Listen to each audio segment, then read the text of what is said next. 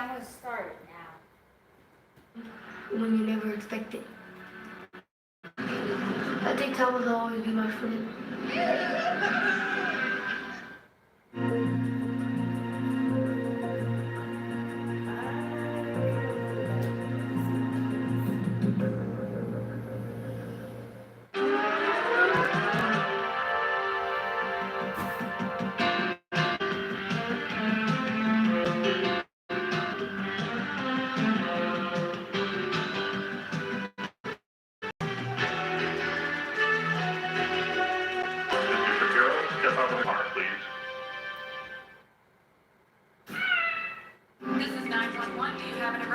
Today on Rescue 911, a weekly chore turns to tragedy. A lawnmower nearly takes a boy's life. My God, his leg is almost gone. I really felt that Josh was going to bleed to death before the ambulance got there. Plus, a little boy's quick thinking gives mom a second chance. Did you forget his love, Mommy? I was feeling like she already died. On Rescue 911.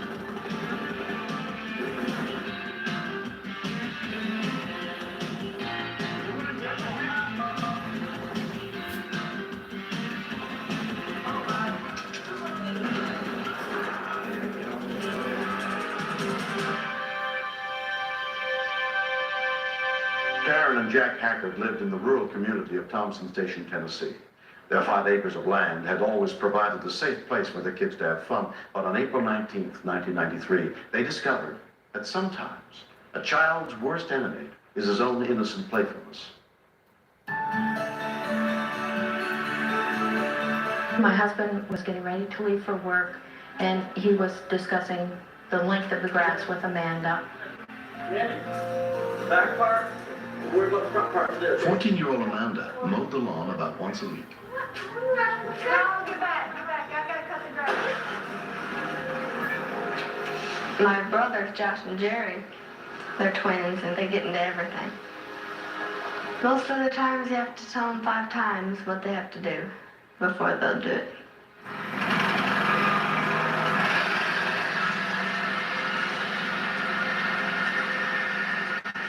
Mandy's very intelligent and she knows how to use things, but if anything is handled improperly, it's dangerous. I got around the house about twice, and the twins came up and said they wanted to ride.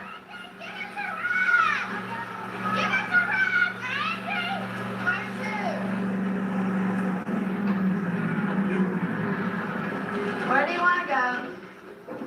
Wait. I told him I'd pull him to swing set without the blades running. So, that's all.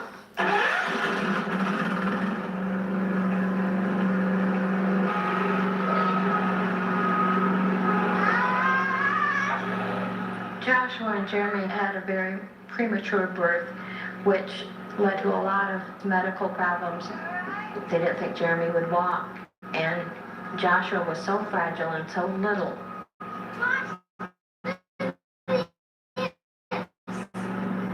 You cannot tell them that they can't do anything, because they'll prove you wrong every time.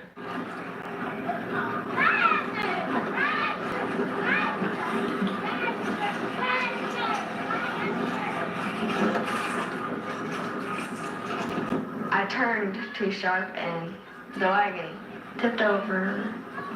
I was thinking, well, I guess I didn't have to stop it and unhitch him. I turned the blades on and I started mowing again.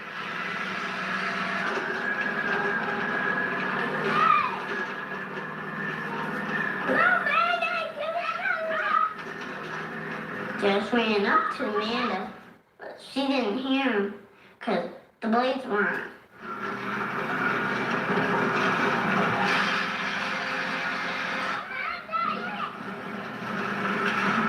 The grass was all wet and his feet just slipped out from under him. I think my heart stopped beating. I'll never forget that sound. It was just like the skin was exploded off of his knee. I had no idea what had happened. My first reaction was, my God, his leg is almost gone. When we continue, As I tried to talk calmly with him, I really felt that Josh was going to bleed to death before the ambulance got there. My finances are very out of control.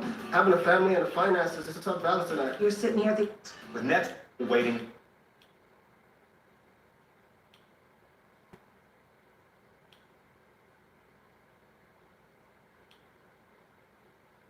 Okay. Is it bleeding? So bad, he's bleeding all over. 911, what is your emergency? My brother ran into the lawnmower. He's got his leg cut up in his bone side. Where is he cut, ma'am? He's cut on the knee. And Okay. I'm cut. Is it bleeding? So bad, he's bleeding all over. His bone's swelling. Okay. How old is he? He's 5. I'll tell you what you need to do. Have you got some clean cloth there? Come on, get some clean cloth. I got it. You got it. Williamson County Dispatcher Guy Carton was handling the call. What's the nearest street to? The biggest problem would be to make sure he didn't bleed to death. You need to You could take, hear her brother you need to take, scream or cry in the background. and you need to hold pressure over the wound there. Hold pressure over it, Mom. Hold pressure over it. She stuck her hands up, like, where? There's more than one. I don't have a million hands. The nearest rescue unit was more than 12 miles away. See if that's going to slow the bleeding down for us, okay? Oh no, he's cut on his belly too. Cut on the belly? The further we talked, it seemed like she took in more and more of his injuries. The stomach, his fingers being cut. I was trying to think of which one would be the most dangerous, which one would be the most life-threatening. He's still awake, all right? He's still awake. All right. I had to maintain, and I had to try to shield Josh from knowing the extent of his injuries. But as I tried to talk calmly with him, I really felt that Josh was going to bleed to death before the ambulance got there. I thought I was having my very last conversation with him.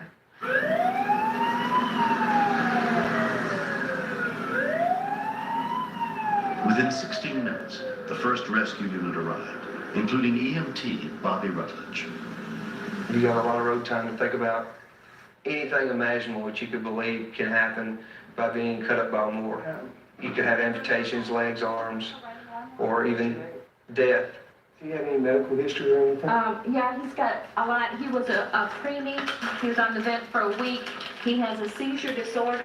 I really felt guilty that I had not protected him from one more injury, one more assault against him in his life, because he had been through so much and he had conquered so much. He has asthma. I was thinking, after all he's been through, is this the way it's going to end? Is this what it's all been for? Put that under your back, sweetheart. Get on the yellow figure, okay? Really good little brave boy. I thought it was my fault. Jeremy followed me outside and started saying, it's not your fault. That he still loves me, no matter what anybody says. I'm big old rat.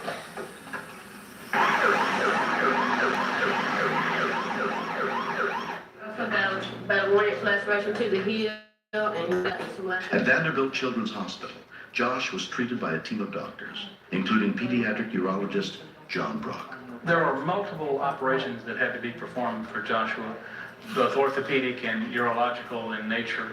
So as a result, both teams were operating at the same time in different areas of the body. I'm very pleased with some of the results of what we've done. We're just going to have to wait on time to know the final results. Even after he got out of intensive care, I kept hearing, it's too early to tell, it's too early to tell.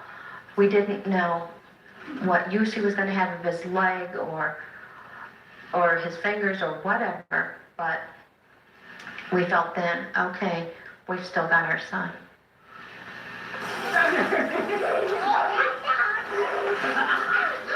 Less than 5 months later, Joshua Hackard has made remarkable progress. About a month after the accident, it was his 6th birthday. We bought him a bike.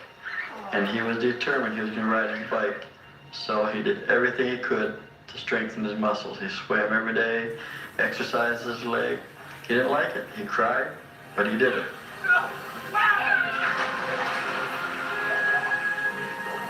I just have that scar. I can bend it.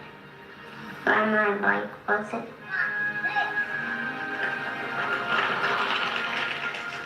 I read in the paper that many of the ambulances in our state are not well enough funded that they are able to carry child-sized equipment with them. If our ambulance had not had the mask pants or that kind of thing that fit him, Joshua probably wouldn't be here today. Doing a good job. Because of the severe amount of blood loss that he had, he very clearly could have died if someone hadn't been so thoughtful and quick in the way they managed this child. A lot of people saved Joshua Hacker's life. Yeah! Yeah! Yeah! Now I'm more cautious about everything. The rules are that the twins have to be on the inside of the house or on the opposite side of the yard that I'm mowing. If someone is mowing in the backyard, we'll have to be in the front yard. But if she's mowing in the front yard, we'll have to be in the backyard. Because they have blades, and they can cut you.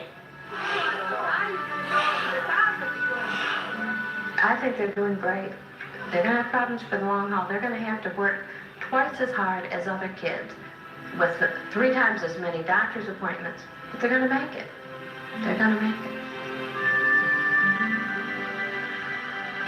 Next. I love my mom because she's the only...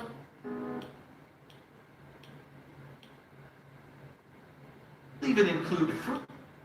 Familiar with them, imperfect food.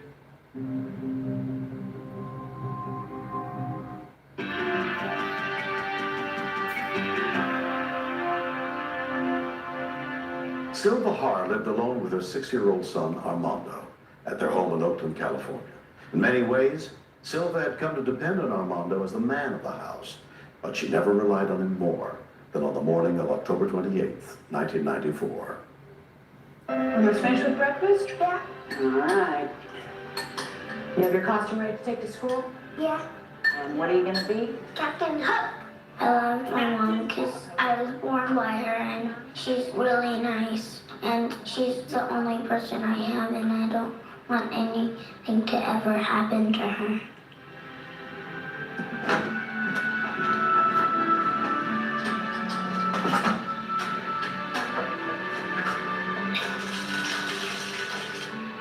Hi, Robin. Eating all your food? Are you thirsty? Robin was thirsty, so I went to fill up the water bottle.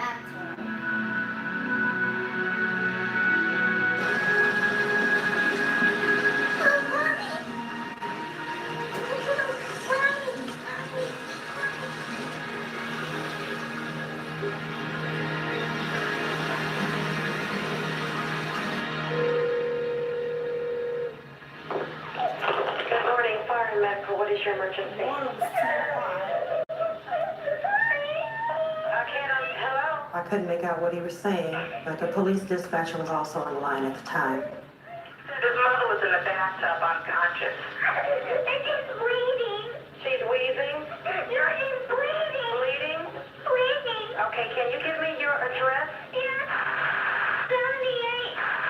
Street in Glasgow, Glen. Okay, stay calm, okay? I'm gonna help you. Okay. Stay on the phone with me, okay? Okay. Oakland Fire Dispatcher Dorothy Smith was handling the call. Emotionally, you get really involved. You can't touch them. You can just let them know that you're right there and you're not going to leave them. You're going to help them until somebody gets there. What is your name? Armando. Armando? Yeah. Armando, stop crying, okay? Okay. I have help on the way, all right? Okay. Is your mother talking or anything? No, My mommy was having a seizure in the bathtub. It was really scary because she usually had him on the couch and I just would stay there till she wakes up, but this was really an emergency. I felt the water and it was really hot and steaming. So I turned it off and I turned on the cold water because I was afraid that my mom would get real burnt. Armando, is there anyone else in the house except for you? No. How old are you? I'm 6. You're 6? Yeah. Okay, stay calm. I'm going to help you. If you can keep the fear down, you can accomplish a lot more. Will the phone reach to where your mom is? Yeah. Okay, why don't you go in the bathroom where she is and take the phone so you can talk to me, okay? Oh, okay. Okay, go ahead. Waking up. She's waking up? Yeah. Okay. But she's still bleeding. Okay, where's she bleeding at? I think her finger is bleeding. Her finger? Yeah. Okay, that's all right. You're going to help her, okay? No. He started trying to talk to her at that point, so I think she had come to for a minute, and that made me feel better that she was still alive. Tell your mommy that we have an ambulance on the way. Okay. Tell her now. Let her know. Mommy, there's an ambulance. On the way. Okay? Oh. Ask her, did she slip and fall? Did you slip and fall, Mommy? She's not talking. She's not talking? Yeah, she's not talking. Mommy, I turned the water off. Armando. It was hard to see my mom like that. I was feeling like she already died. Armando. Okay, she was talking, right? She's not talking anymore? She's not talking anymore. She's not? He was very intelligent. With the kid, you can control the conversation a lot easier. If they're upset, you can calm them because they have to listen to hear you. With an adult, they scream over you. Okay, have you ever seen how CPR has been done? No. Could you do that if you had to for your mommy to help her? Yeah. Okay, do this for me, okay? What? Put your face by her nose and see if you feel any air coming from her nose when she breathes. Coming from her nose. No? Is it? There is air coming. Yes, okay, she's breathing then, okay? Okay. I want you to stay real calm so you can help her until the paramedics get there, all right? You're doing really great, okay? Okay. Do you have to go to school this morning? Yeah. Okay, don't cry. I wanted to hug him. I wanted to pull his mother out of the water. I wanted to cry with him. Armando, you're doing really good. They should be there any second now. Okay. Now I need you to check your mom again. My mom is Armando, peeled. her skin is peeled? Yeah. Was that hot water? Yeah. She's burned to a point that her skin has peeled off her body. It had to be really bad. There's even more fear in my heart now because all I could think of was this little 6-year-old was going to watch his mom die. Can you pull the plug? It's already like pulled. I think he pulled and then he started doing something. Okay, is it too hot for you to pull the plug? Oh, here's the police. Okay, good. Let them in. Okay. Make sure it's the police, though. I was still scared for both of them. I felt if she didn't make it, I failed him and her. Ma'am? Within minutes, police, fire, and rescue units arrived, including American Medical Response paramedic Todd Quilici. What you guys got? The only history that we got was from the son, and he had told us that his mother had a seizure history. Paramedic Jeannie King also responded. She was awake, but definitely very confused. That's normal after a seizure. We got the sterile burn sheets on her and started cooling measures because, for one, it relieves some pain, and two, it stops the burn. We're gonna stand you up. We were impressed with the boy. He was smart enough to turn off the hot water and turn on the cold water, which is very important because he started the cooling measures right then. Is Mommy gonna be okay? I want her. Felt good for all those people being taken care of my mommy. My mommy wasn't around. I don't know how to cook and I wouldn't be healthy. 38-year-old Silver Har was taken to the burn unit of Alta Bates Medical Center and put under the care of Dr. Gerald Campbell. What happened? The skull burn injury is one of the most common injuries that we see today, but it's a very preventable injury. Okay, I can go ahead and clean her out. Tap water hotter than 125 degrees is unnecessary. At 140 degrees, you can sustain a burn in 5 seconds. At 156 degrees, 1 second flat will put you in the hospital. Patients have died of burn injuries just from the bathtub or shower. Silva has completely recovered from the incident. Really happy. I take daily medication to control the seizures, but every once in a while there is a breakthrough seizure, and that's what happened that day. We're going to have lots of things to talk about with Grandma. When I found out my mommy was okay, I felt like it was my birthday party. Can you go around? The 911 operator who helped him was unbelievable. She handled the situation so well, and she was right there for Armando. When I see Dorothy, I'm gonna thank her and give her a big hug.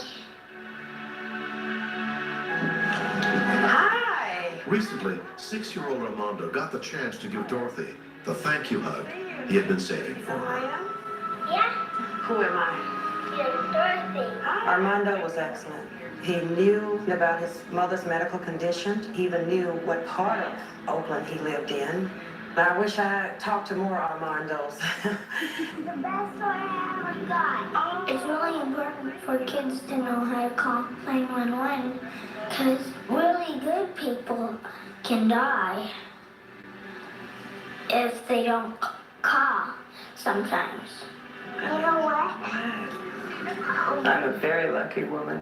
I have a fabulous little boy who I love dearly, and he saved my life. I love you. I love you too. Sorry, well, I had the bank took forever. You went into the bank? I gotta get my paycheck in. Mine was in 2 days ago, and I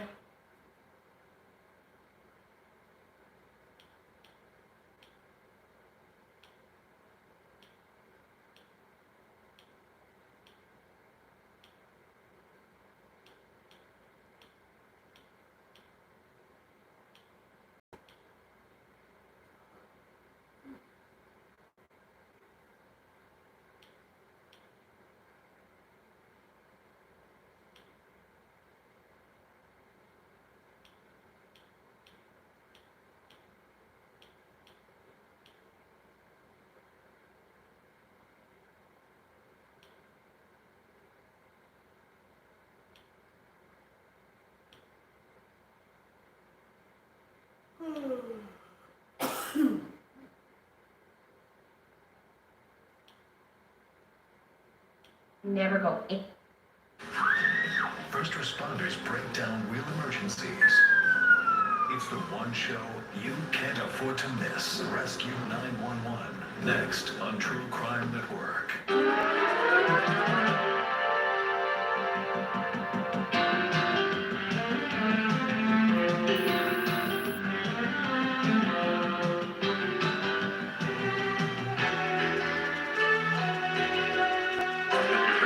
Step out of the car, please. First responders jump into action. Rescue 911. Next. This is 911. Do you have an emergency? Today on Rescue 911. Trapped in the trunk. I didn't think he would have that much air. A child's fun and games turn deadly. Can rescue workers respond before a helpless child takes his last breath? Then, a nail gun misfires. There was at least an inch and 3/4 of nail inside of Jimmy. Be there as a panicked man attempts to save a friend. Jimmy's dying in my truck. On Rescue 911.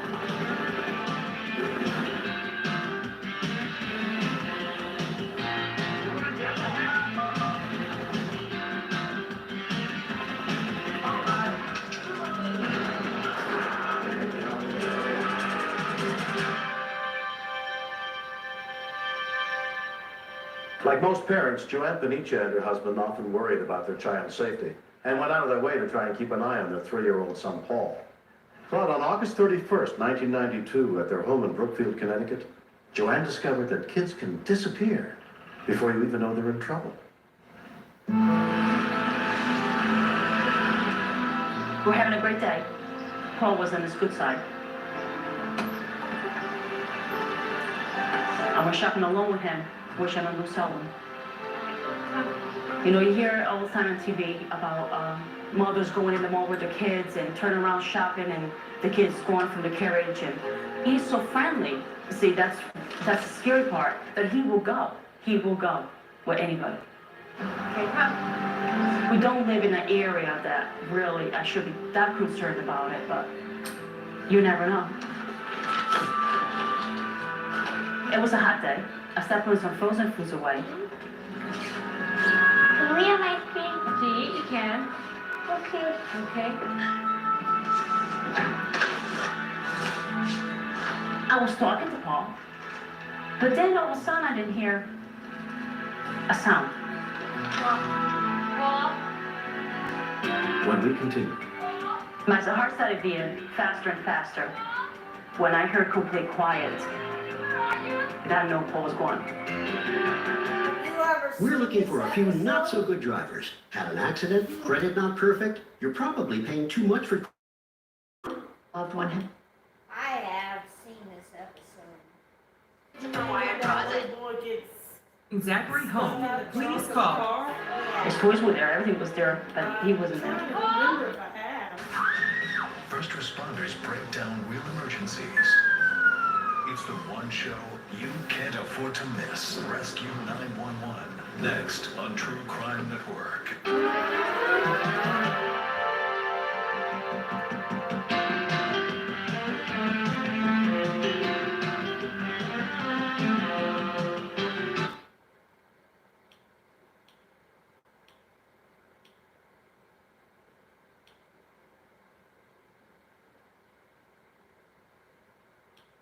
Concerned about it, but you never know. I know. 2, go.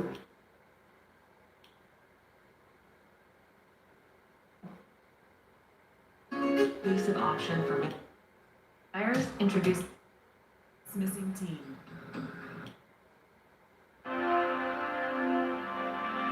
Wally! Paul, where are you? I went out to the back because that's where we keep pulling into these toys. His toys were there, everything was there, but he wasn't there. Paul? Paul Anthony, where are you? My heart started beating faster and faster when I heard complete quiet. That was scary. I know Paul was gone. Paul? Paul? Paul Anthony, where are you? Oh, I heard Where are you hiding? a muffled voice coming from the car, but I know and I locked the car too. Paul, are you in here? Paul? You're in here? There's no big deal, but with Paul, you have to expect the worst. Mommy will go get the keys. You have the keys? I panicked. I knew I didn't have a second set of keys, and I didn't think he would have that much air. And it scared me, and it really did. Brookville Emergency. Yes, hi. I'm calling for 15 Pine Drive. Yes. My son locked himself in the trunk of the car. How old is your son? Yeah. 3 years old? 3. 3? Yes. They're on the 35th step there. 307, 302. Brookfield Police Sergeant Charles Coleman was on routine patrol less than a mile from the house. Normally, we would tell somebody that locked their keys in their trunk, forget it, we can't do it. But when we get a call of a child locked in the trunk, yeah, we'll respond to that. I was really impressed because they responded really fast to my call. His name is Paul. I hung up the phone and I heard the sirens going. Paul, I'm Sergeant Coleman from the police department. Can you hear me? Yeah. All right, can you breathe all right? Yeah. All right, you just sit tight and keep talking to your mom. We'll get you out in a minute, all right? Okay, Paul, that was the policeman. He's gonna get you out. First I was mad at Paul, but when he said that he had the keys, that's when I really felt panicky. I mean, all my anger towards them went away. I just felt for this little kid locked in his trunk. Within 4 minutes of the call, rescue units with the Brookfield Volunteer Fire Department arrived, led by Fire Marshal Wayne Gravius. I figured he'd be screaming or yelling or, crying for his mother, but he wasn't. In about 5 minutes. This is his mom here. The mother was fairly calm. She was just talking to him. They were just like, it was like he was right there, really. All the difference was he was in the trunk. So all I want you to do is keep talking to your mom, okay? And I just told him that, she was going to talk to me through the whole thing, and we might have to bang the car a couple of times. Matt, why don't you just take a quick punch, pick up the back over there, right? Yeah, why don't you step back? Everyone clear? Yep.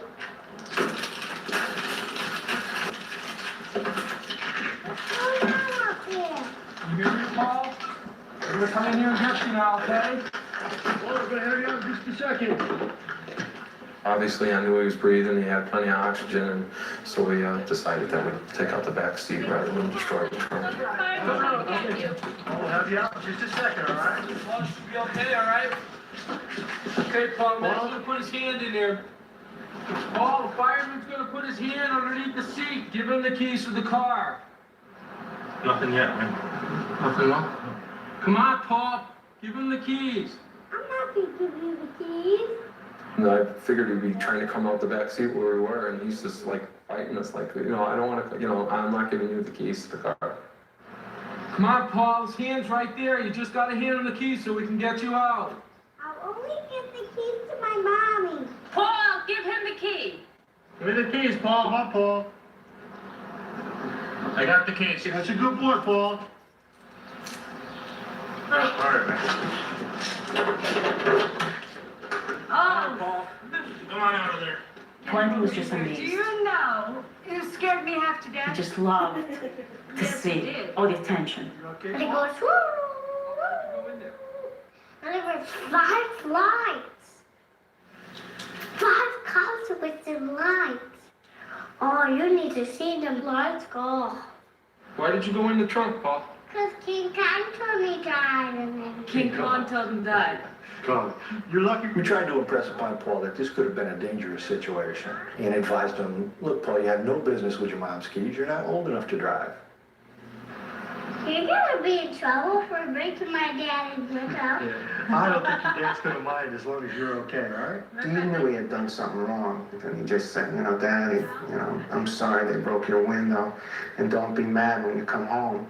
And when I came home, he came running out, and he pointed, down at the glass broken in the driveway. He goes, Daddy, I did not do it.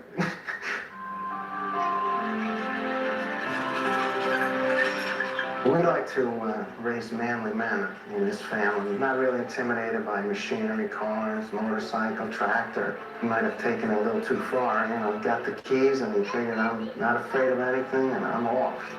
The man at the fault for this. My father has a tendency to hand him the keys of the Cadillac. So my next fear after the Nissan was, man, what about if he tries to go in the Cadillac? Because that's a nice, comfortable trunk. It's going. It's going.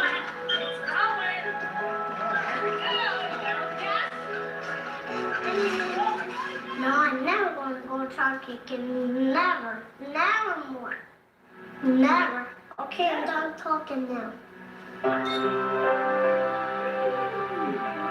Everybody Give my hands. Say I love you. I love you. I love you too. I love you, Daddy. Next. I didn't know what to do. Jimmy began convulsing and shaking. Last thing he said was that he was gonna die. These are unprecedented times, which are causing a lot of stress and financial worry for millions of Americans. And being in debt to the IRS can certainly make A lot of stress. Like you lost control of it. What's all those things about? I had talked to the. I I no more worries. Now I remember. the process. I owe $15,000. For the debt to be. Optimus taxes up. Jimmy and I were up on a scout.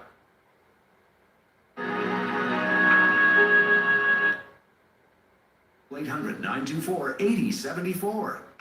Optima tax relief.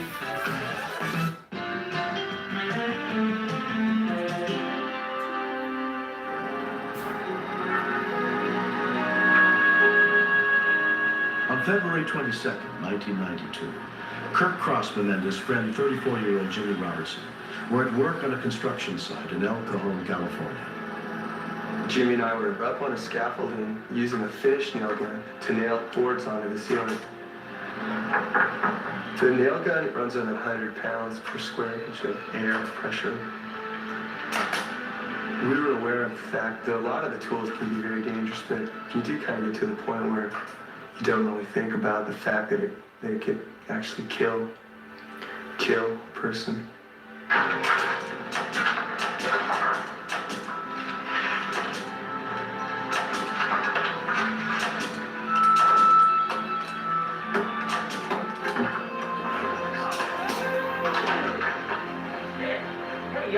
When I heard the nail gun, I knew that it was serious, and I was just scared. I turned around to look at Jimmy, and he ripped his shirt open. And I knew at that point that there was at least 1 3/4 inches of nail inside of Jimmy in the area of his heart.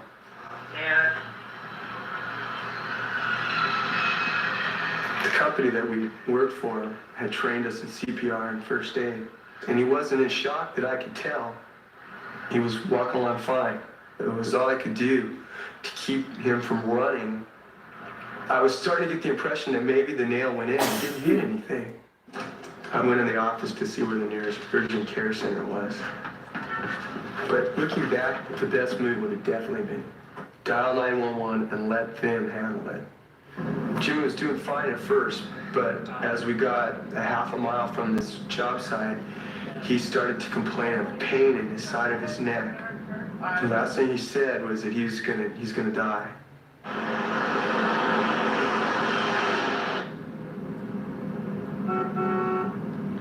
I blew through a couple of red lights. He began convulsing and shaking. His head hit the steering column of my pickup truck, throwing it in park. I didn't know what to do. Jimmy was dying in my truck. Jim, hey! And the only thing that came to mind was sometimes you just gotta scream at him, holler at him, try to get their attention. Wake up, wake up! All of a sudden his eyes just rolled back into his head, and he was with us again.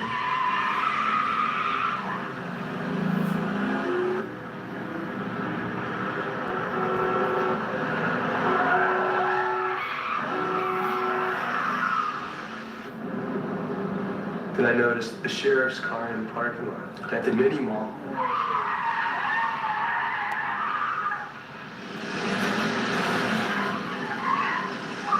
San Diego County Sheriff's Deputy Lenice Lopez was on routine patrol. What's wrong? He told me gunshot to the chest. I have seen plenty of gunshot wounds, and most of them are fatal. 41, Hammershon, Chase, give me lifeline. We gotta get him already clear. He was sweating, but he was cold. He was losing it real fast. Okay. I asked his friend, what kind of gun is this? And then that's when he told me it was a nail gun. By then, Doug Newkirk, my partner, was there. Okay. What's his name? What's his name? What's his Jim! Okay, Jim, I want to... He was semi-conscious. It seemed like he could look at me and see someone. But I saw how fast he was dying, and he needed to fight.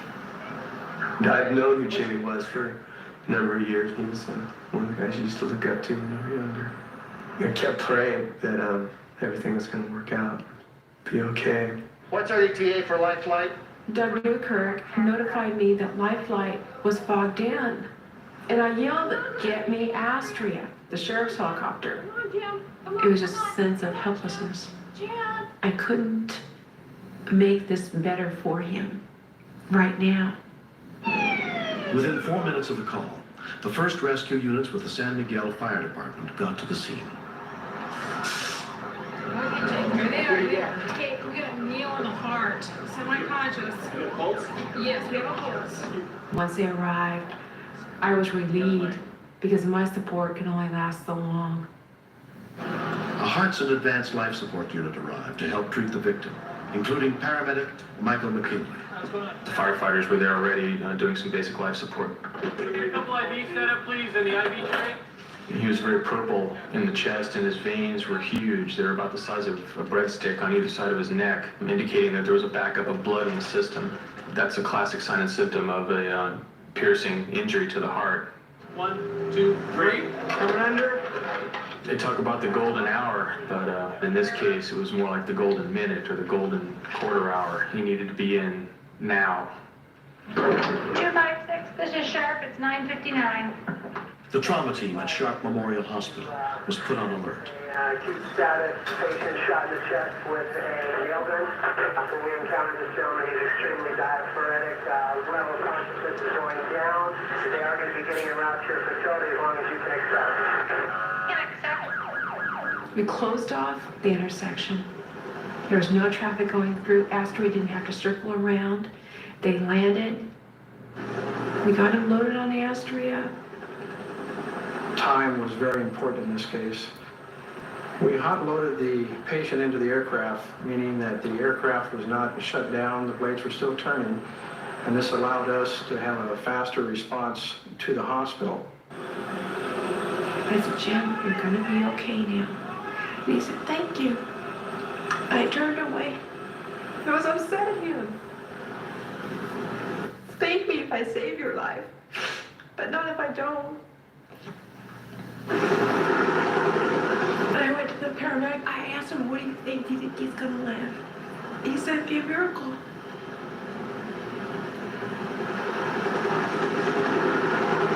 The flight to the trauma unit took 5 minutes. When we landed at Sharp Hospital, he looked at me, his eyes kind of rolled back in his head, and he said, what am I going to do about my kids? What am I going to do? And at that point, I think he knew he was going to die. At the hospital, Jim was put under the care of cardiac surgeon Robert Adamson. In general, a patient is taken into the trauma room where we get x-rays and draw blood work. But Jim's condition was so critical that he was taken directly to the operating room. We had just completed a routine bypass operation, and he had cardiac and trauma surgeons readily available. When we opened the chest, the sac surrounding the heart was filled with blood.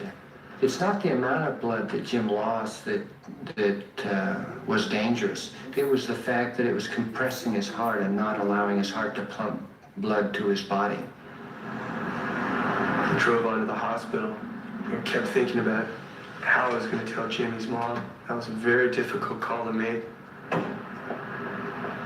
When I first got the call, I had a real bad fear that he wasn't gonna be there when we got there. As you may be aware, The first thing he said to us was, your son is only alive because the system worked. Everything functioned properly, and he's alive. And we just said, thank God for that. After the surgery to repair the hole in Jim's heart, his parents, Frances and Olin Robertson, got a chance to visit their son. I don't believe we were prepared to see Jimmy the way he looked. We just stood there and looked at him for a minute, thanking God he was alive. Amazingly, Jim was hospitalized for only 4 days, but it's changed his life. He can no longer do strenuous construction work. I have to look for a new career now, so it's drastically changed my life. But I've been through the worst, and I'm gonna make it. I'm definitely more cautious on the job site now. Stress safety first. But if it ever does occur again, I'm gonna know. And I will call 911. I won't try to be the ambulance paramedic man myself. This accident has brought us closer together. I don't blame Kirk one bit before the accident. We're good friends. I feel I definitely owe my life to everybody that was involved that day. The whole system worked great. I mean, these people are heroes. I stay in contact with you. We talk about every 2 weeks or so. Jim and I have a bond that only people that have been in this situation will understand. I do. Well, I certainly do. I think that there was an angel watching over him that day. Everything worked for Jim. In a normal circumstances, the man would have died. Well, what are you going to say about it? When I was in the truck and I was about ready to give up, she asked me about my children. And I have 3 kids, 6, 5, and 3. And I was just recently divorced and I don't see him as much as I would like. And when she brought the kids up, I couldn't go. I couldn't go. That gave me the mental strength to hang on. God sent me an angel when he sent me with his. Crime happens every day. We're here to tell you about it. If you're a serious true crime addict, the Daily Crime has you covered. The Daily...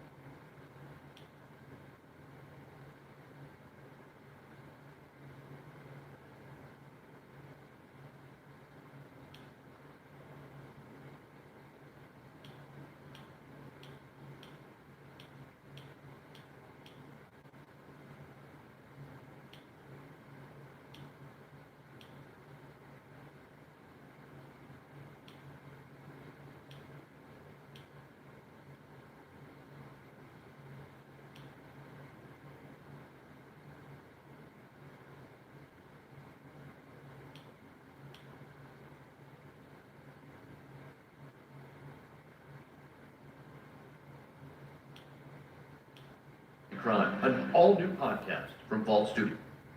Rescue 911.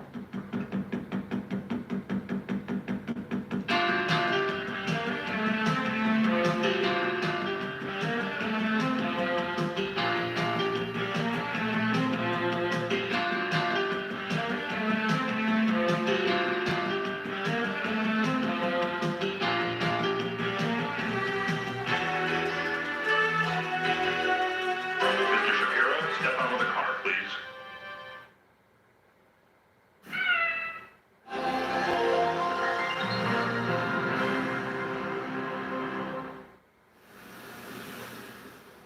This program contains true stories of rescues. All of the 911 calls you will hear are real. Whenever possible, the actual people involved have helped us reconstruct the events as they happen.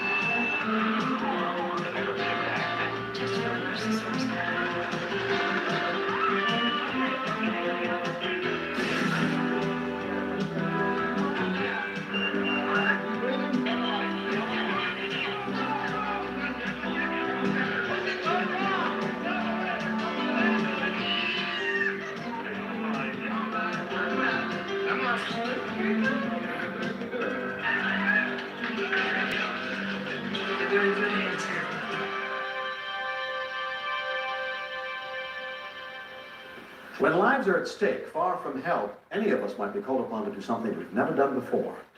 I'm William Shatner. Tonight, true stories of courage and ingenuity on Rescue 911. We begin at a small airport outside St. Petersburg, Florida in September of 1984. 67-year-old Richard Gatlin was about to fly his wife Elaine and a friend the 200 miles back home to Fort Lauderdale. Shortly before takeoff in the single-engine plane, Richard called his friend and flight instructor, Ken Winters. He told me he was having some difficulty with the engine. He had taxied out for takeoff. The engine was backfiring a little bit. Yeah, I'm all up with it, thanks. So he spent an extra night there. And the next morning, he had his airplane checked out by a mechanic.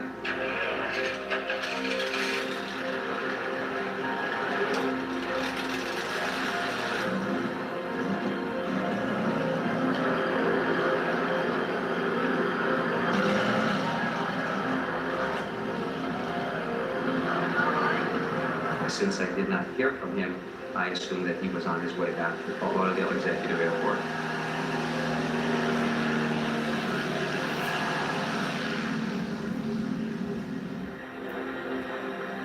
Richard had submitted a flight plan with Miami Center. Controller Doris Wilson was tracking his plane. I've been monitoring all the aircraft on my scope, doing the visual scanning, and I noticed that this aircraft was 600 feet above their assigned altitude. I read back the assigned altitude to the aircraft.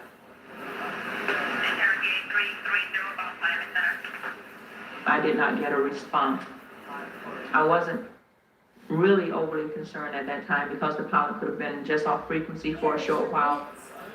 It was approximately 2 to 3 minutes later that I heard the faint call coming over the radio.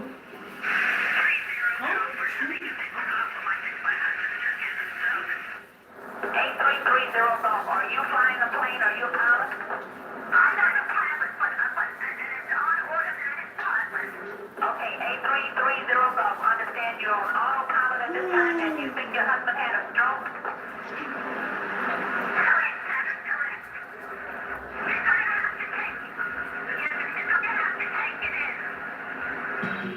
When we continue, 30 Golf, are you capable of flying in? No, I am not. I've never flown before. The possibility that she could die was very real. Have you ever said this? My finances are very out of control. Does this sound familiar? Having a family and the finances is a tough balancing act. You were sitting here at the end of the month looking at all the bills thinking there's gotta be a better. The shot. Thinking.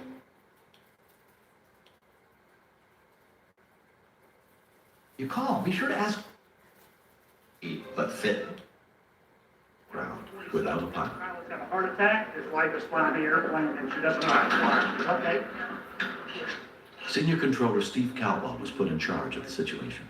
30 Golf, are you capable of flying in? No, I am not. I've never flown before. I've had other emergencies, but I had never seen a situation in which the pilot had become unable to fly the aircraft and there was no one else on board that could fly. The possibility that she could die was very real. You're gonna have to take the tracking down at the scope. I'll have to take the emergency for you. Okay, I'll move on here. 8330 Golf, do you want to say the aircraft is on autopilot right now? Yes, it is on autopilot. 30 Golf, Roger. Just trying to calm down and relax. Leave the aircraft on autopilot for the present time. The aircraft was actually in level flight, and she was in no immediate danger of the airplane falling out of the sky.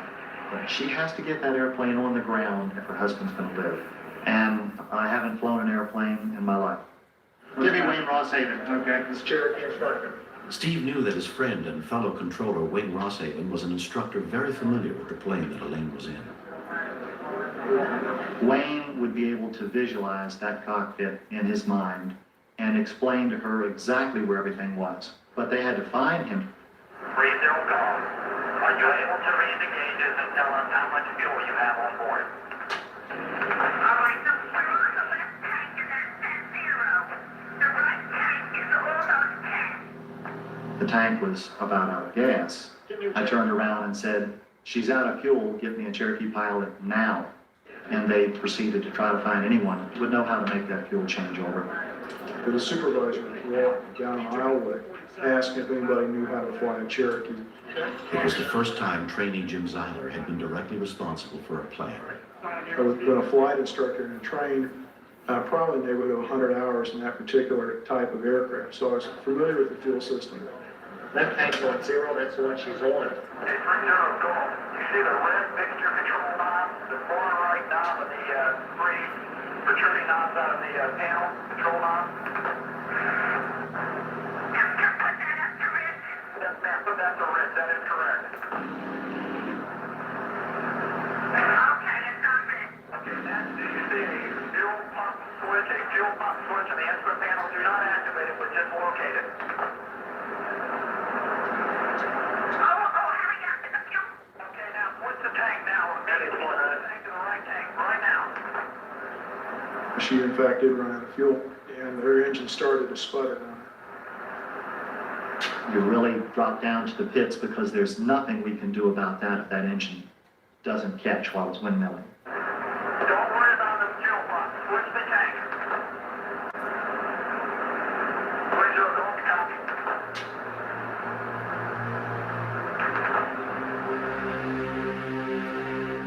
When we continue.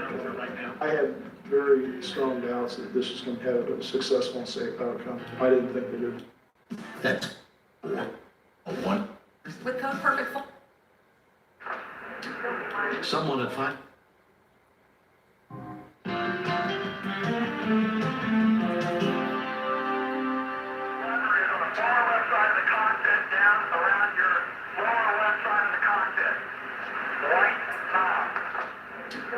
Someone had finally managed to locate controller Wayne Rosshaven.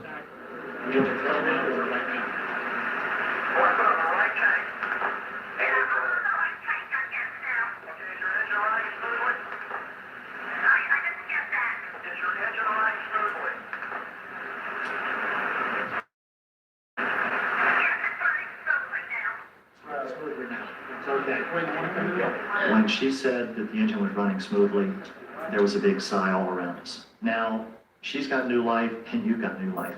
Okay, we've got a new ball game. Let's start over and evaluate what we have to do next. But I had very strong doubts that this was going to have a successful and safe outcome. I didn't think that it would be possible for her to control the airplane as it got near the ground. A Coast Guard search and rescue helicopter was dispatched to the area. Thanks for using Locast. We're a nonprofit and need your help to keep operating. Especially now, during the coronavirus crisis, Americans need access to local broadcast stations. Please contribute $5 a month. Thank you.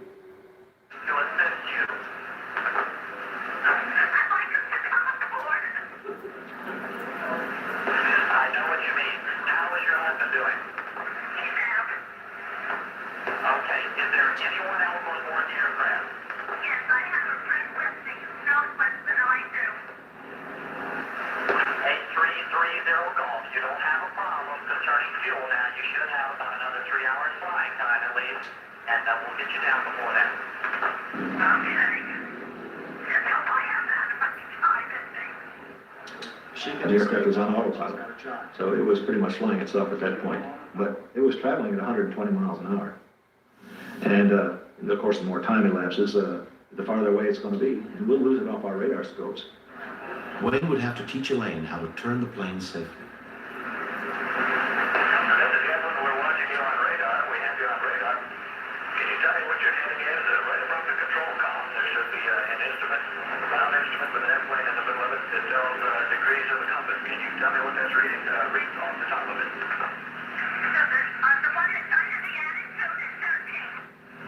Okay, on the lower right-hand corner of that particular instrument, there's a little round knob, and with that, you can turn that autopilot plug.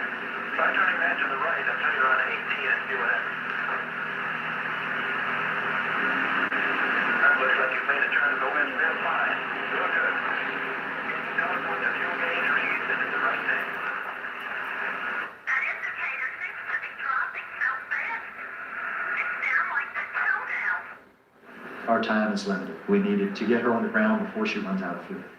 If I could have probably talked to her, I couldn't do that. We couldn't physically see the aircraft. So my thought was to get another airplane near her, close to her, that could see her and that she could see.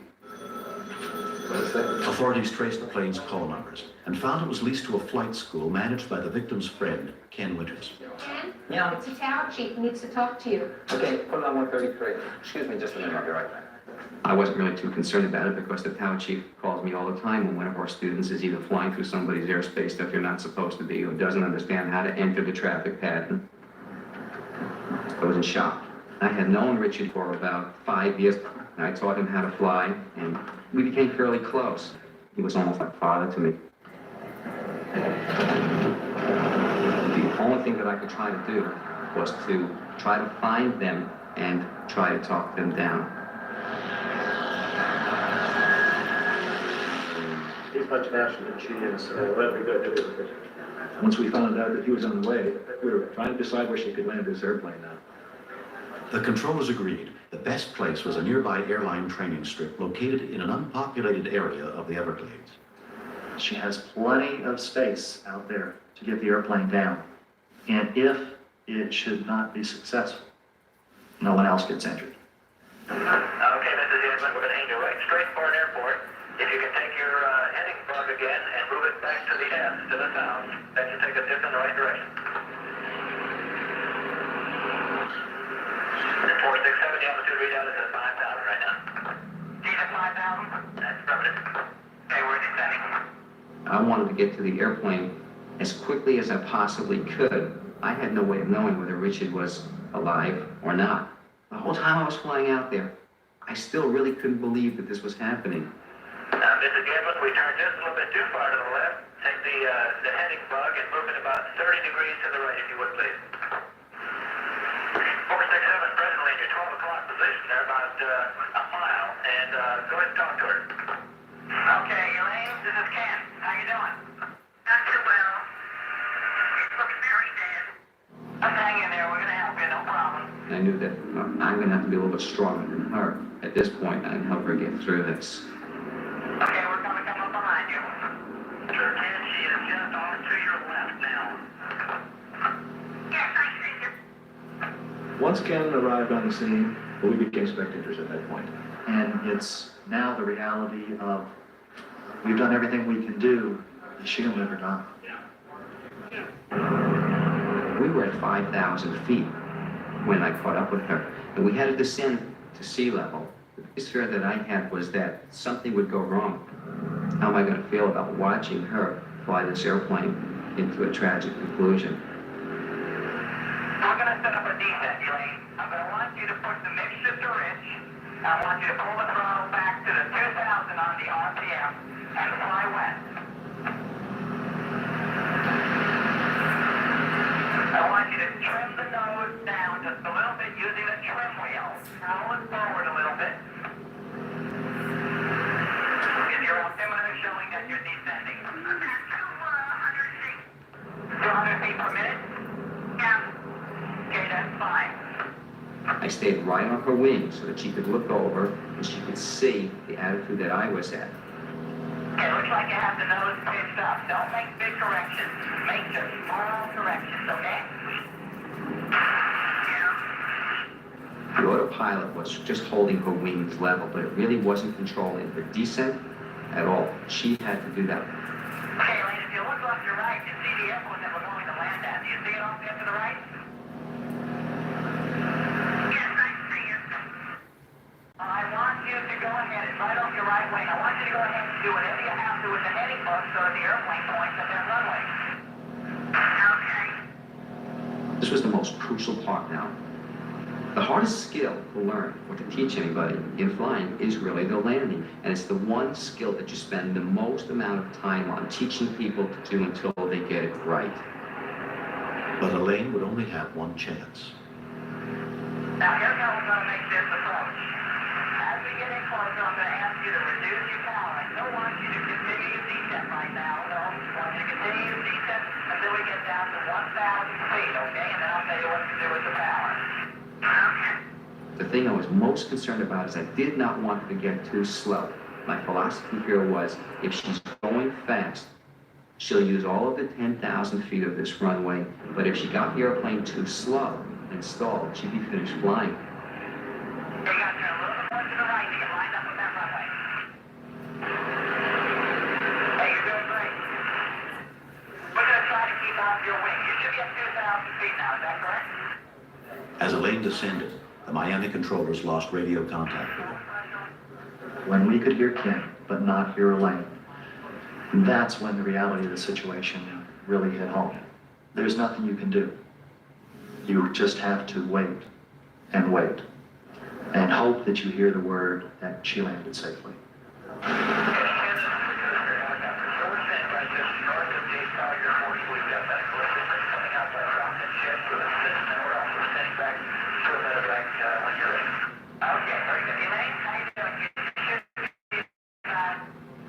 We're getting closer to the runway now, and we're really zeroing in. Elaine only had Ken and herself to depend on as she switched off the autopilot to try to make the landing.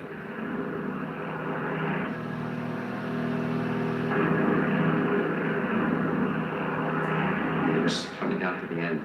I just kept hoping at that point that she was going to be able to put the airplane someplace on the runway.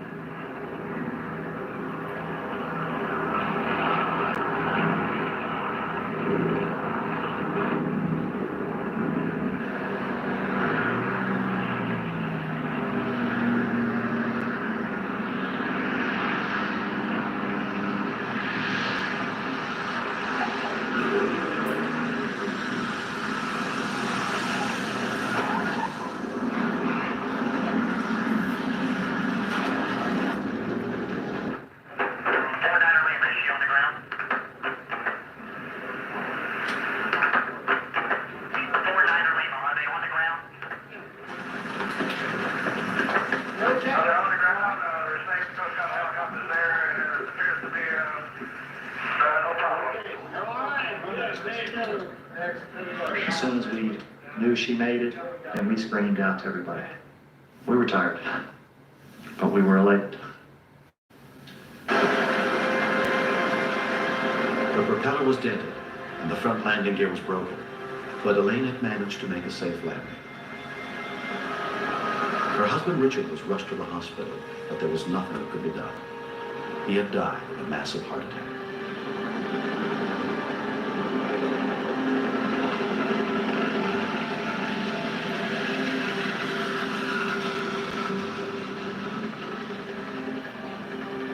I had the misty when we left, and the weather cleared. And my husband said, "What a beautiful day." And I kidded him. I said, "Whenever you're flying, it's a beautiful day." And after he died, I could only say how wonderful you went out on top. You went out exactly as you would have liked. Welcome to have done it 10 years later, but for the moment, it was just perfect for him.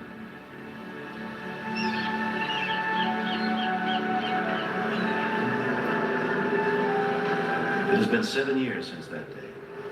Elaine has remarried, and she and her husband have built a new life together. There's no time to just plain give up. You know, life keeps pulling at you. You pulled at me in the plane, and you have to go on to the next thing. You go on, and if you're lucky aside, then you go on to a very good life. Passenger Mitzi Doris and Elaine are still good friends, but the memories of that flight still haunt Mitzi. I was just absolutely frozen. I thought it was either going to be water or alligators or fire or something. I'm here today because of Elaine. Very grateful to her. The plane landing changed me so tremendously that I'm surprised that old friends recognized me. I have this degree of confidence now that I never did. I'm forever grateful to the controllers for the way they immediately took control of me. And to Ken, I was the hands, but he was the one who told him what to do. She was a pretty amazing woman to be able to control panic and fear, to be able to still get the airplane on the ground safely. I didn't think at the time that her life was in my hands. I just realized that I had the knowledge that she needed. I've often thought, all the money I spent for flight training and flight hours and so forth, if all that was meant for that 1 hour, it was worth it. Very worth it.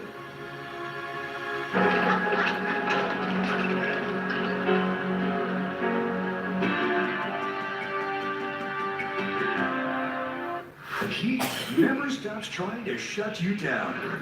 Now you can do more in the heat with a cooling technology that's always on. A Sun hat. Engine. I can smell vodka. I'm gonna do more Rescue 911 tomorrow. I think I might do like one more episode tonight. Okay.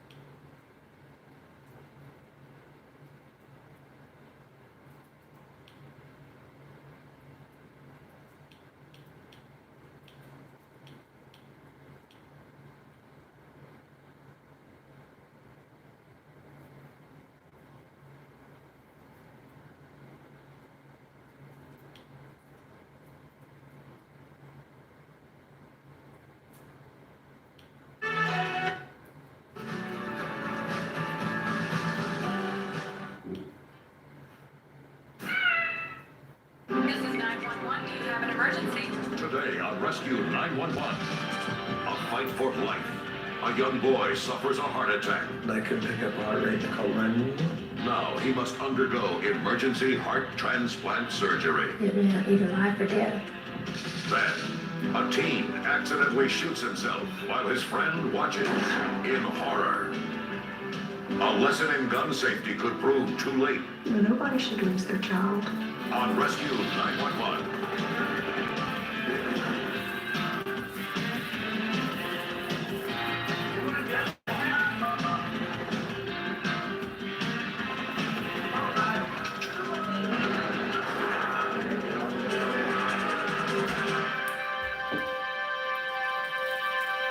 We usually take for granted that the people we love the most will always be in our lives. So when Mickey and Kathy Dart of Alpine, Texas, had their youngest child, Mick, they never imagined that he might not live long enough to fulfill any of his dreams.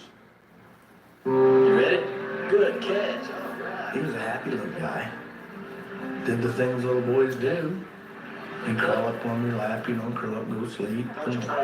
It was neat to have a son. But just before Mick turned 3, he began suffering from some puzzling health problems. He started to basically bloat up.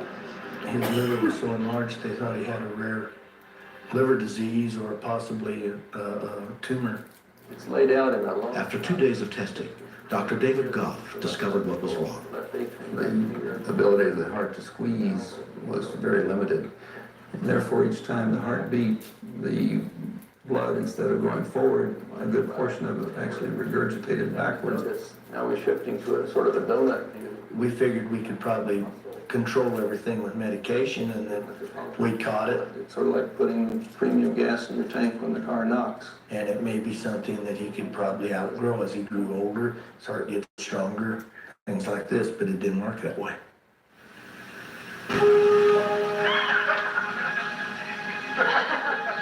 For several years, he seemed fine. Nick, get out of there. We just tried to watch what he did so he wouldn't overdo. He said he would slow down himself when he got tired. Mick's sister Christy was 10 years older. I was very protective of him because he was a lot weaker and a lot smaller. Couldn't do as much, and the other kids, they had a tendency to pick on him, and you know how kids are. He never complained. He never asked for anything out of the ordinary. Every so often he would get a little depressed, and he'd come in, and Dad, why can't I run like the rest of them? I want to play baseball and I can't. And then it got to where instead of jumping on his bike and riding over to the neighbors, he'd walk over. And eventually the air went out of the tires, and I just moved the bike to the shop, and nothing was ever said. By the time he was 11, Mick was so weak he spent most of his time in the house. And then in December, I was down at the barn unloading hay for the horses, and my mother-in-law came running down there yelling that there was something wrong with Mick, and he'd had a mild heart attack. He'd had a heart attack. By the time Mick was 12, his heart was barely working. He was taken to Texas Children's Hospital to be examined by a team of doctors, including pediatric cardiologist Jeff Tobin. Lay on your back, and if you pull your shirt up for me. He was what you would consider really a cardiac cripple. In addition, his arrhythmias, the abnormal rhythm of his heart, put him at very high risk for sudden death.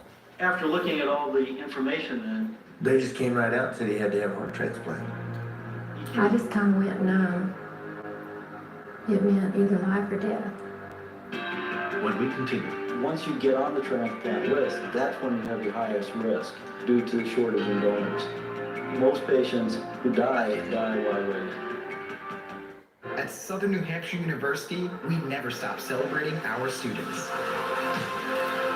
From day one to graduation to your dream job. Hair. Nobody's gonna know tote free. Mission's cooling neck gaiter. Add in your choice of style and color, starting as low as $14.99. Order right now and enter the TV.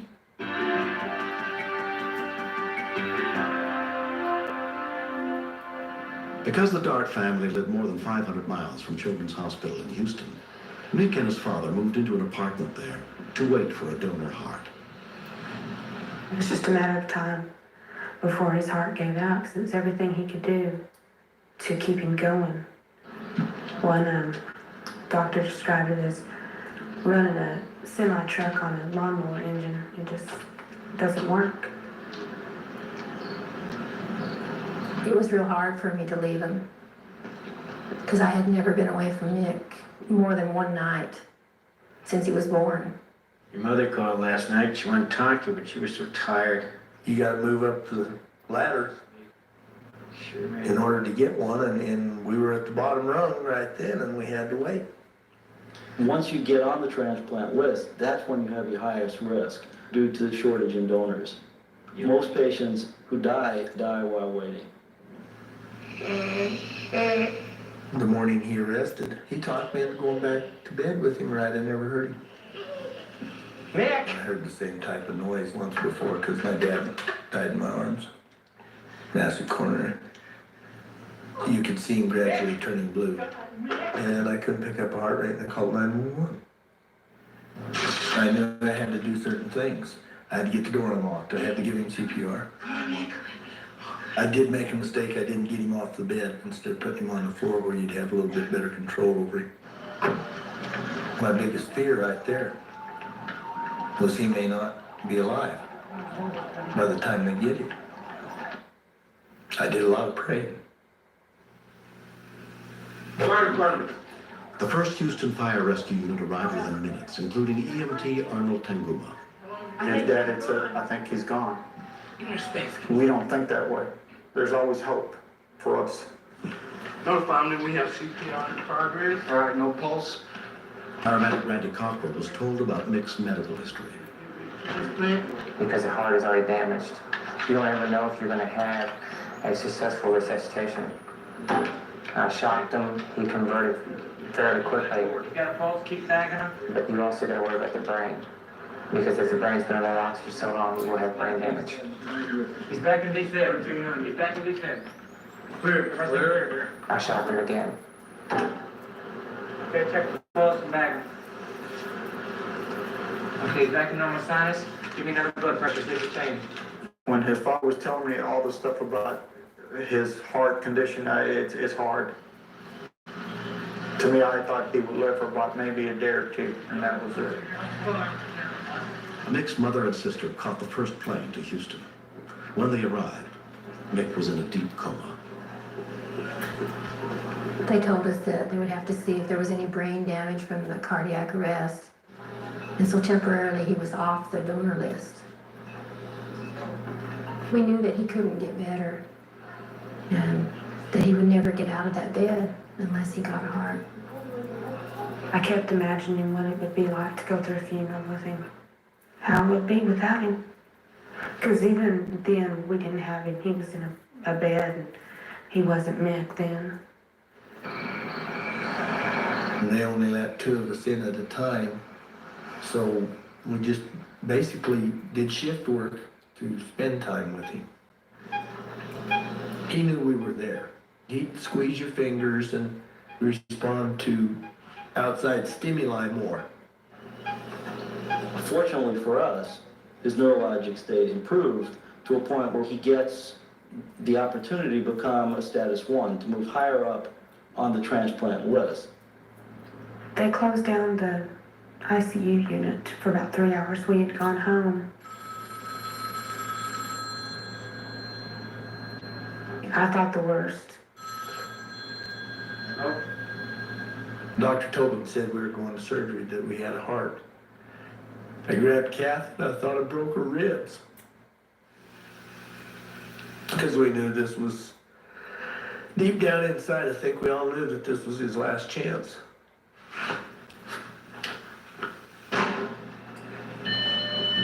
Transplant coordinator Julia Price stayed with Mick's family while the donor heart was flown to Houston.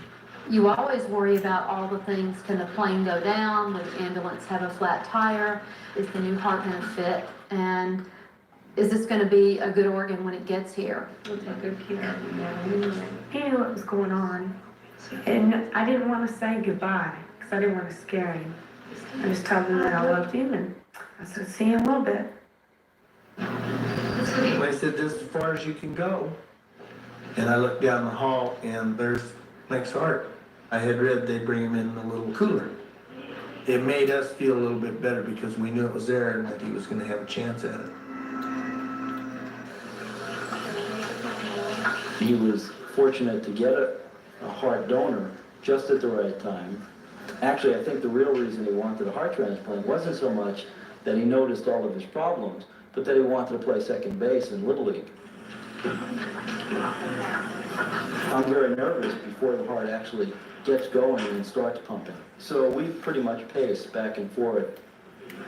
If the heart starts, then you're in pretty good shape. If the heart doesn't start, you don't survive.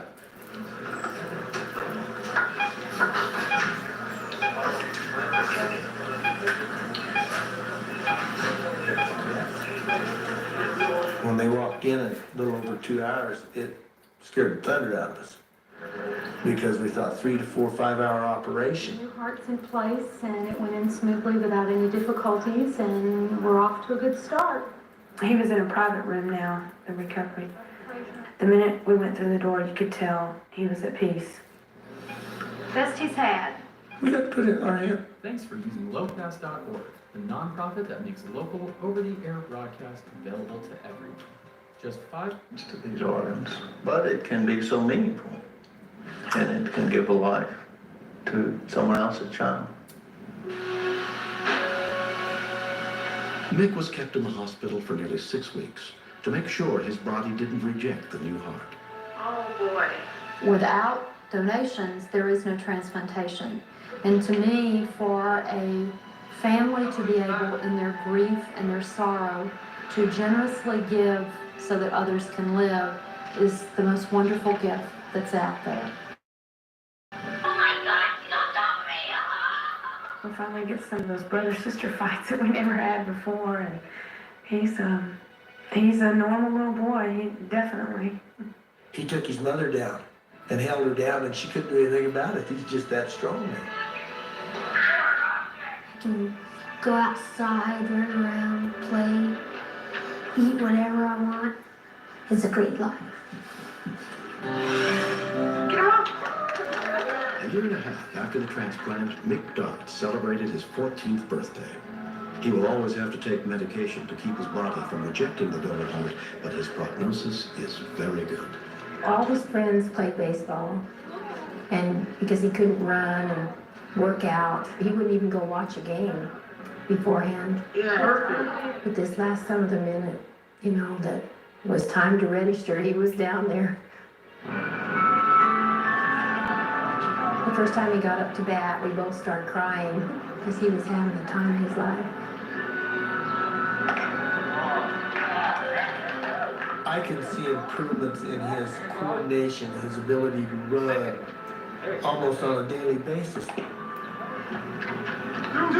It's still a learning process for him, but he can get in there and pitch, shoot, and growl is the toughest of them, I think. Though they'll never know the identity of the family who donated Mick's new heart, the Darts remain grateful to them. The part of their boy kind of still lives on. I myself had always said, I don't want to donate my organs. I want to be buried whole, and no, it's very important now.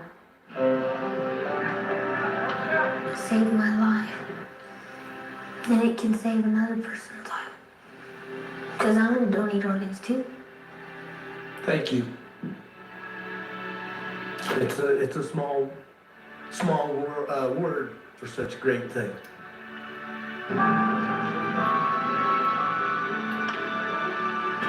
Next, then he pulled the hammer back and then shot it, and it didn't go off again. Wages? That I had, my home. Optimus Special. When Optimus Tax got involved. Optimus?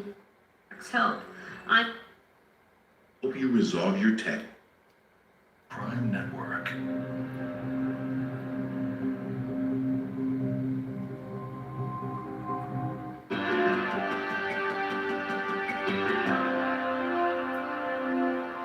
action taken by people who happen to be at the scene of an emergency can make the critical difference whether or not a victim lives long enough to get to medical care. On the afternoon of September 24th, 1991, 17-year-old Stephen Boland was at his parents' home in Fairfax, South Carolina, when his friend Ricky Grubbs made an unexpected visit that would change their lives forever.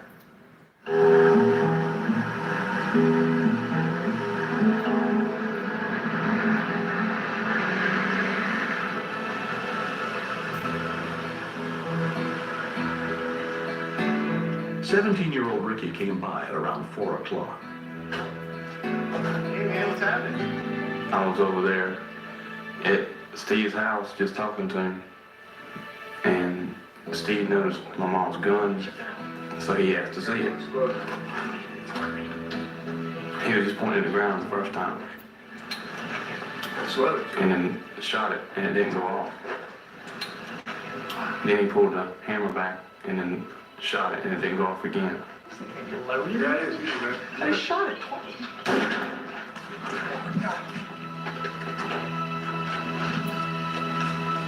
Stephen's 19-year-old brother Michael was inside the house when Ricky ran and told him about the shooting.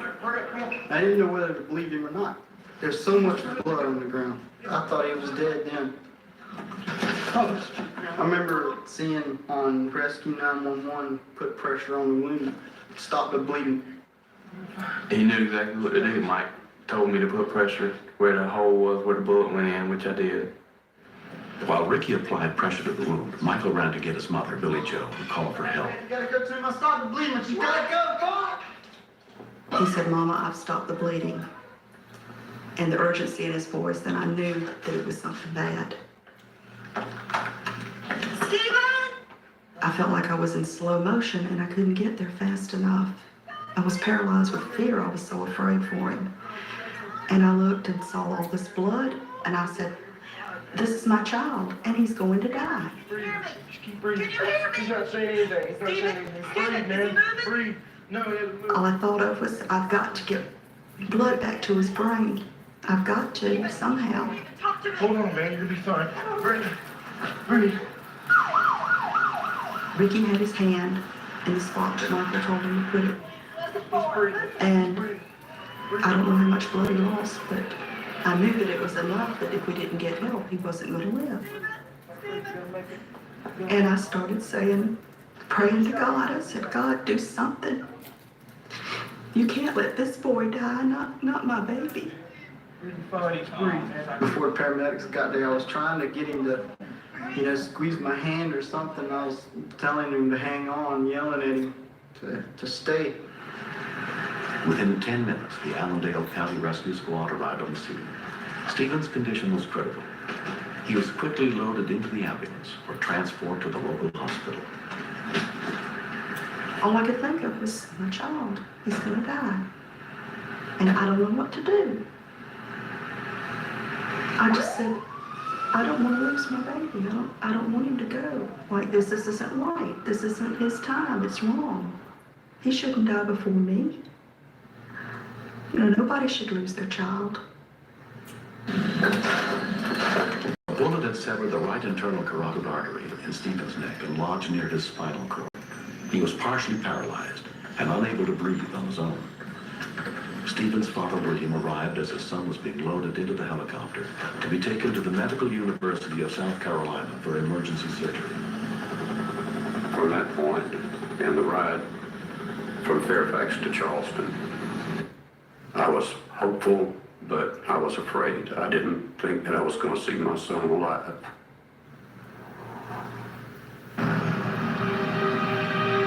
"17-year-old Stephen Boland was hospitalized for 3 months.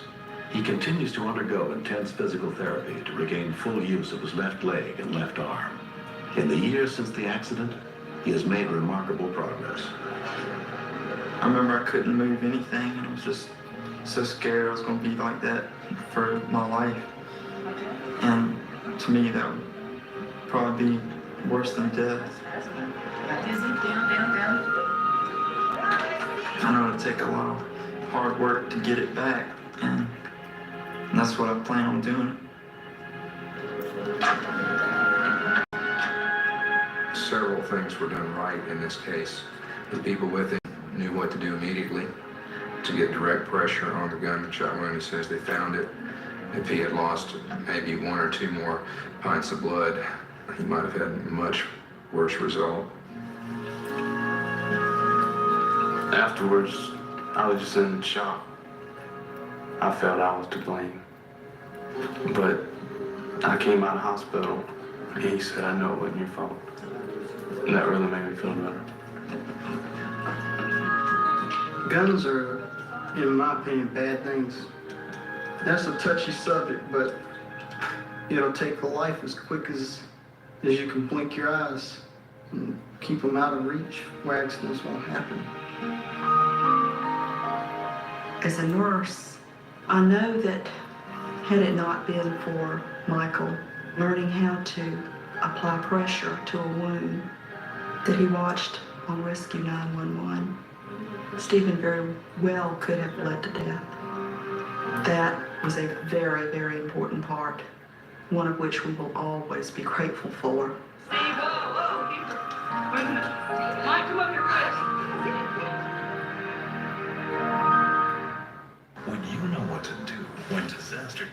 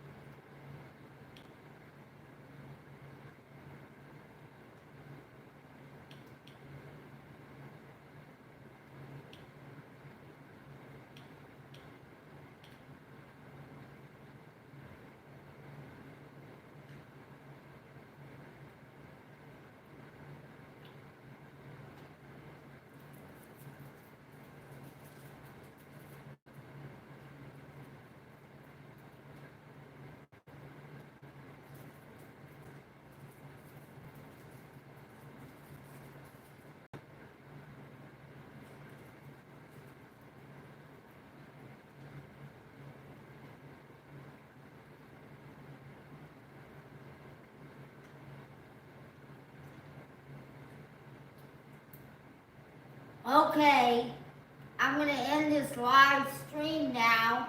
Thanks for watching. There will be more Rescue 911 episodes in a live stream sometime Sunday. Tomorrow. Thanks for watching, YouTubers.